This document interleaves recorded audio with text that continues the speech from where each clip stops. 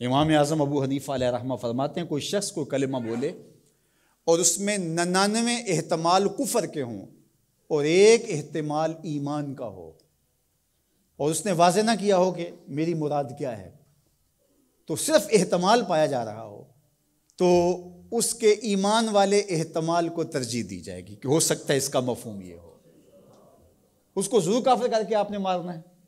تو یہ جلد باز مفتی جو ہوتے ہیں، بلکہ وہ آج کل اصطلاح چلتی ہے فیس بک کی مفتی اور نابالغ مفتی، فتوے کو بھی کم از کم کوئی پختہ عمر آدمی ہو تو وہ فتویٰ دینا شروع کرے۔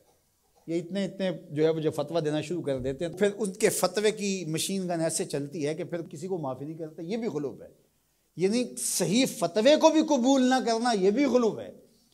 اور دوسرا یہ ہے کہ بس تم فتویٰ دینے پہ تلو اور دیکھو نہ کہ وہ کیا کہہ رہا ہے اور ایک دم فتویٰ جڑ دو، تو یہ بھی غلو ہے۔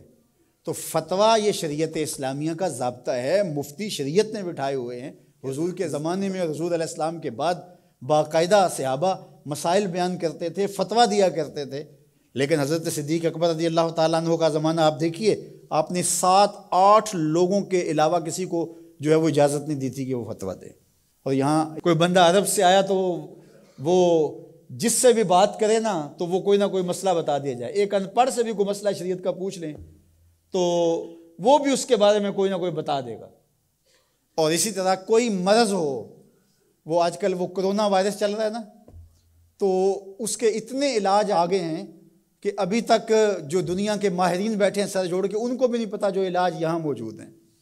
کوئی کہتا ہے پیاز کھاؤ تو ختم ہو جائے گا، کوئی کہتا ہے فلاں چیز کھاؤ تو ختم ہو جائے گا۔ تو وہ کوئی بندہ عرب سے آیا یہاں، تو واپس جب گیا تو کہا کہ آپ وہاں گئے تھے بر صغیر میں، تو وہاں کے لوگوں کے حوال سناؤ، تو اس نے کہا کلو طبیب کلو مفتی، سارے کے سارے ڈاکٹر ہیں اور سارے مفتی ہیں۔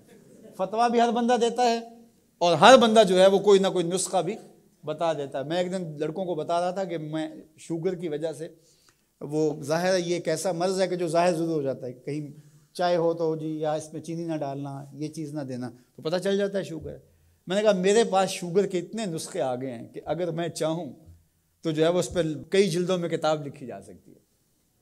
تو یہ نہیں ہے، یہ اسی کا حق ہے جو اللہ کے محبوب علیہ الصلوۃ والسلام نے صحابی سے فرمایا کہ جاؤ فلاں ڈاکٹر اس زمانے کا طبیب تھا، فرمایا اس کے پاس جاؤ، وہ تمہیں کھجوریں دے گا۔ یعنی علاج بھی خود بتایا، لیکن فرمایا اس کے پاس جاؤ۔ اللہ اکبر، یہ میرے حضور نے راہ عمل دیا۔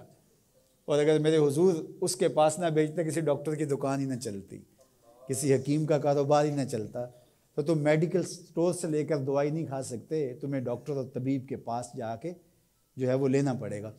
تو یہ فتویٰ بازی اور فتویٰ یہ دو الگ الگ چیزیں ہیں۔ یعنی ایک طبقہ وہ ہے کہ جو اس غلو میں آ جاتا ہے کہ کسی کی زبان سے کوئی بات نکلی نہیں ہے، اس کا مفہوم بھی واضح نہیں ہوتا تو اس پہ فتویٰ دے دیتے ہیں۔ اور دوسرا طبقہ یہ ہے کہ وہ صحیح فتوے کو بھی رد کر دیتے ہیں، یعنی وہ کہتے ہیں چھوڑو جی یہ فتویٰ بازی ہے، یہ وہ فتویٰ بازی کہہ کے شریعت کا کوئی پھر مسئلہ ہی نہیں بتا سکتا، پھر مفتی ہوتا ہے کس لیے ہے؟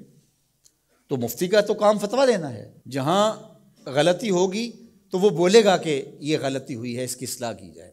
افراط و تفرید کے یہ دو راستے ہیں کہ کچھ لوگوں نے شریعت کو اتنا آسان لے لیا، اتنا سہل لے لیا کہ جو مرضی کرتے رہو، اور وہ کیا کہتے ہیں جی دین میں کوئی جبر نہیں ہے، اور آیت کیا پڑھتے ہیں لا اکراہ فی الدین، دین میں کوئی جبر نہیں، حالانکہ اس کا یہ مفہوم ہی نہیں ہے جو لوگ لے رہے ہیں۔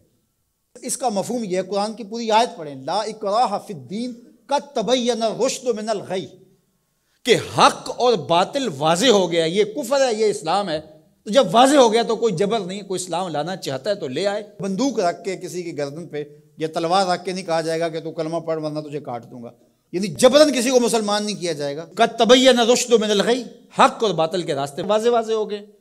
لیکن اس کا یہ مفہوم لوگوں نے لے لیا کہ دین میں کوئی جبر نہیں ہے، مطلب کیا کہ جو مرضی کرتا پھرے۔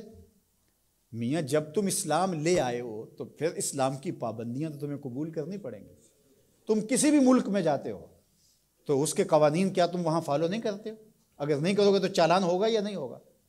جب آپ نہیں گئے تھے تو آپ پابند نہیں تھے، آپ کسی کالج میں، یونیورسٹی میں، کسی ادارے میں آپ داخلہ ہی نہیں لیتے تو آپ کو کوئی پوچھے گا ہی نہیں۔ جب داخلہ لے لیا تو پھر اگر لیٹ آئے تو پھر بھی سرنش ہوگی، وقت سے پہلے چلے گئے پھر بھی پکڑ ہوگی، اس لیے کہ اب تم داخل ہو۔